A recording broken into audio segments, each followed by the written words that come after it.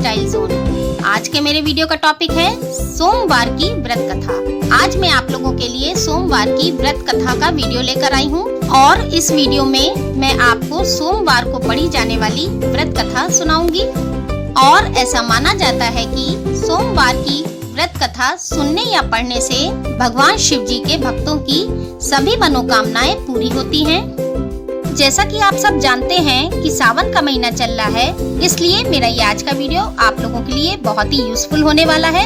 तो फ्रेंड्स, आप लोग मेरा ये वीडियो पूरा लास्ट तक देखिएगा और वीडियो पसंद आने पर वीडियो को लाइक और शेयर करना ना भूलिएगा। और अगर अभी तक आपने मेरे चैनल को सब्सक्राइब नहीं किया है तो सब्सक्राइब कर दीजिए और सब्सक्राइब के बगल में बने बेल आइकॉन के बटन को जरूर दबाइए ताकि मैं जो न्यू वीडियो अपलोड करती हूँ उसका नोटिफिकेशन आपको मिलता रहे। तो चलिए स्टार्ट करते हैं आज का वीडियो।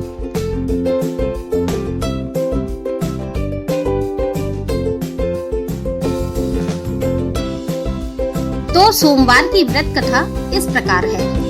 किसी नगर में एक साहूकार रहता था। उसके घर में धन दान की कोई कमी नहीं थी, लेकिन उसकी कोई संतान नहीं थी, जिस वजह से वह बेहद दुखी था। पुत्र प्राप्ति के लिए वह प्रत्येक सोमवार व्रत रखता था और पूरी श्रद्धा के साथ शिवालय में जाकर भगवान शिव जी और माता पार्वती जी की पूजा करता था। उसकी भक्ति देखकर माँ पार्वती प्रसन्न हो गई और भगवान शिव जी से उस साहूकार की मनोकामना पूर्ण करने का निवेदन किया। पार्वती जी की इस इच्छा को सुनकर भगवान शिव जी ने कहा कि हे पार्वती, इस संसार में हर प्राणी को उसके कर्मों के अनुसार फल मिलता है और जिसके भाग्य में जो हो उसे भोगना ही पड़ता है। लेकिन पार्वती जी ने साहूकार की भक्ति का मान रखने के लिए उसकी मनोकामना पूर्ण करने की इच्छा जताई। माता पार्वती जी के आग्रह पर भगवान शिव जी ने साहूकार को पुत्र प्राप्ति का वरदान तो दिया, लेकिन साथ ही यह भी कहा कि उसके बालक की आयु केवल 12 वर्ष होगी। माता पार्वती जी और भगवान शिव जी की इस बातचीत को साहूकार सुन रहा था। उसे ना तो इस बात की खुशी थी और ना ही गम। वह पहले की भांति भगवान शिव जी की पूजा करता रहा। कुछ समय उपरांत साहूकार के घर एक पुत्र का जन्म हुआ। जब वह बालक 11 वर्ष का हुआ तो उसे पढ़ने के लिए काशी भेज दिया गया। साहूकार ने पुत्र के मामा को बुलाकर उसे बहुत सारा धन दिया और कहा कि तुम इस बालक को काशी विद्या प्राप्ति के लिए ले जाओ और मार्ग में यज्ञ कराओ। जहाँ भी यज्ञ कराओ वहीं पर ब्राह्मणों को भोजन कराते और दक्षिणा देते हुए जाना। दोनों मामा भांजे इसी तरह यज्ञ कराते और ब्राह्मणों को दान दक्षिणा देते काशी की ओर चल पड़े। रास्ते में एक नगर पड़ा जहाँ नगर के राजा की कन्या का विवाह था, लेकिन जिस राजकुमार से उसका विवाह होने वाला था वह एक आंख से काना था। राजकुमार के पिता ने अपने पुत्र के काना होने की बात को छुपाने के लिए एक चाल सोची। साहूकार के पुत्र को देखकर उसके मन में एक विचार आया। उसने सोचा क्यों ना इस लड़के को दूल्हा बनाकर राजकुमारी से विवाह करा दूं। विवाह के बाद इसको धन देकर विदा कर दूंगा और राजकुमारी को अपने नगर ले जाऊंगा। लड़के को दूल्हे का वस्त्र पहनाकर राजकुमारी से विवाह कर दिया गया। लेकिन साहूकार का पुत्र एक ईमानदार शख्स था। उसे यह बात न्याय संगत नहीं लगी। उसने अवसर पाकर राजकुमारी की चुन्नी के पल्ले पर लिखा कि तुम्हारा विवाह मेरे साथ हुआ है, लेकिन जिस राजकुमार के संग तुम्हें भेजा जाएगा वह एक आंख से काना है। मैं तो काशी पढ़ने जा रहा हूँ। जब राजकुमारी ने चुन्नी पर लिखी बातें पढ़ी तो उसने अपने माता पिता को यह बात बताई।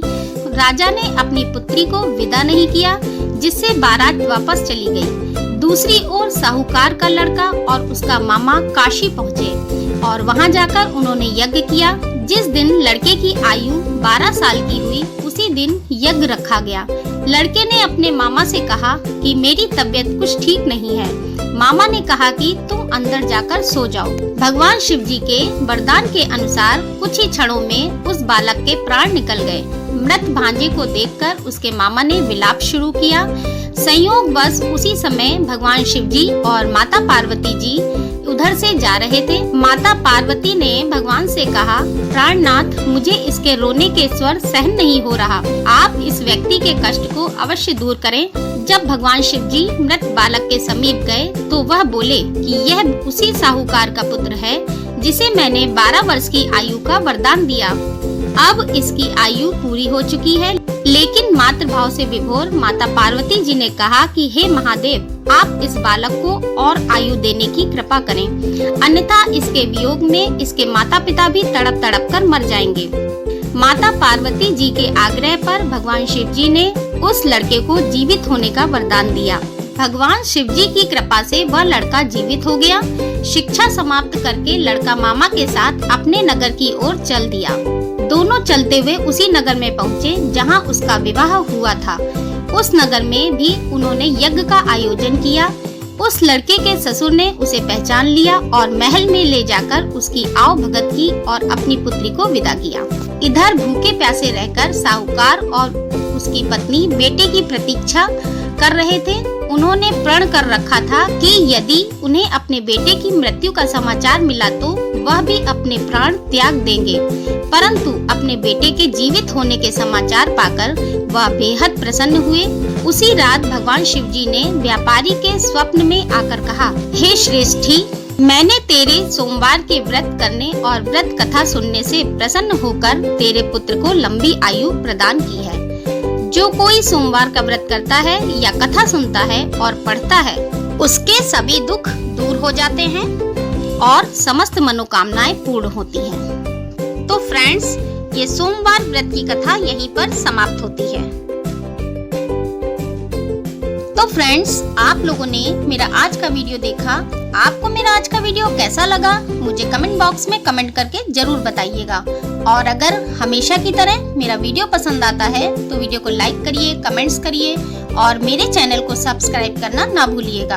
सब्सक्राइब के बगल में बने बेल आइकॉन के बटन को जरूर दबाइए ताकि मैं जो न्यू वीडियो अपलोड करती हूँ उसका नोटिफिकेशन आपको मिलता रहे। अगले नए वीडियो के साथ फिर मिलते हैं। Okay, bye friends.